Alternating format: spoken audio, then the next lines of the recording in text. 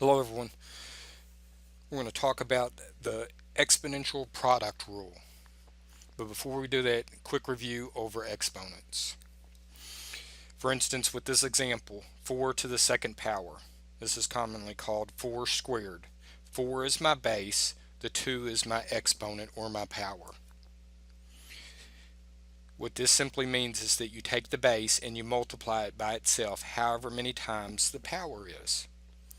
So this is 4 times 4. There are two 4's there, so 4 times 4 is 16. So 4 squared is 16. Whenever you are cubing a number, such as this one, 4 to the third power, the base is 4, my exponent or power is 3.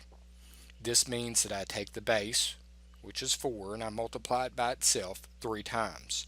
4 times 4 times 4, which equals 64. So 4 cubed is 64.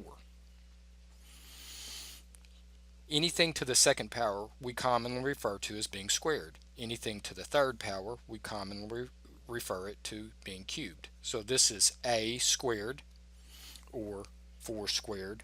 This is a cubed or 4 cubed.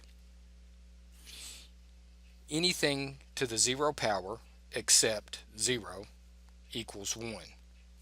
0 to the 0 power is undefined. And when we get to exponents that are greater than, well, sometimes even 3 or sometimes even 2, you have this button. Most of y'all have it on your calculator. This is an exponential button. This takes it up to whatever power you're at. So for this example, 2 to the 4th, most of your calculators, the way they'll work is I would type in the base, which is 2, and then I would push the button for the exponential power, and then I would type in that exponent, 4. So 2, this button, and then 4. Which simply says I'm going to take the base, 2, and I'm going to multiply it by itself 4 times. 2 times 2 times 2 times 2, which equals 16. So 2 to the 4th power is 16. 2 to the first power is 2, and 2 to the 0 power is 1. Also, whenever you're taking a base and you have negative signs with it to a power, whenever it is written like this and there's not a parenthesis containing the exponent, you're going to treat that negative sign as being by itself. You'll write it first, and then you will take 2 and cube it. 2 times 2 times 2.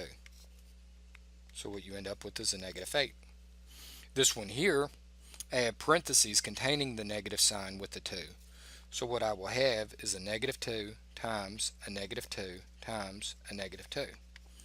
That will also give me a negative 8. Whenever I have my base and a negative sign, whether it's included in parentheses or not, and it's to an odd power, my answers will be the same.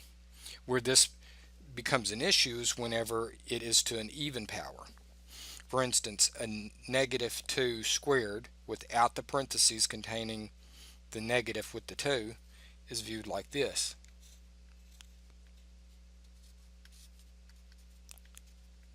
Negative 4. But for this example, parentheses containing the negative sign with the 2 is viewed like this. A negative 2 times a negative 2, which will give me 4. Opposites, same. Opposites. So there's a review for our exponents. Now let's look at the product rule. The product rule, notice that my bases are the same. They're both the letter A. M is the exponent for this base, and N is the exponent for this base.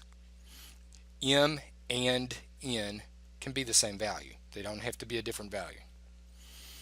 What I have here is a to the mth power times a to the nth power, which simply gives me a to the m plus n. If I have the same bases, I add the exponents together. Same bases, a's, same bases. I simply add the exponents together, so that turns into m plus n. An example, I have x squared times x cubed. same bases. So I can write down my x, and then I add the exponents together. 2 plus 3. So x to the fifth, 2 plus 3. Here I have a negative y to the fourth times a negative y to the sixth. Same basis, so I write down my base, negative y, and then I add my exponents together. 4 plus 6. 4 plus 6. So negative y to the 10th power.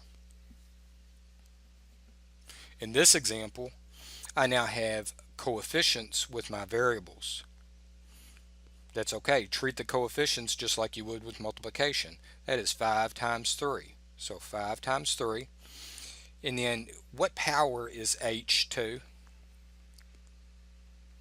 The first power. If nothing is written there, it's an understood first power, because up here, remember, anything to the first power is itself.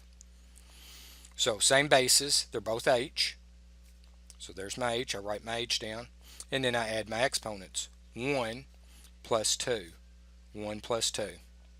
So this turns into 15 h to the third. 15 h to the third.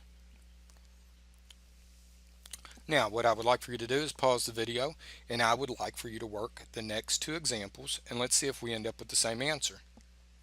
This one is y squared times y to the first, and I actually wrote in the first power. And this one is a negative 7 a cubed b squared times 7 a b squared. Alright, so my first one, I see that I have the same bases, so I write down my base, and now I'm simply going to add my exponents, m plus n. So that turns into 2 plus 1. 2 plus 1, which gives me y cubed.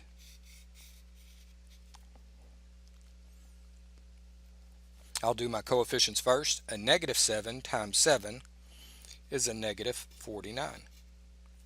I will do my first variable a. So that is a cubed times a to the first.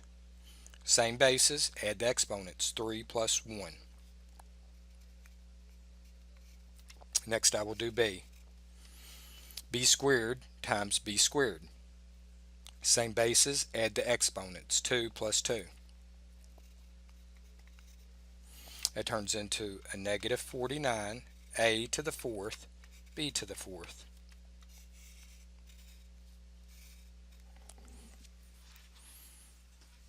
And that is your product rule. Good luck on your homework problems.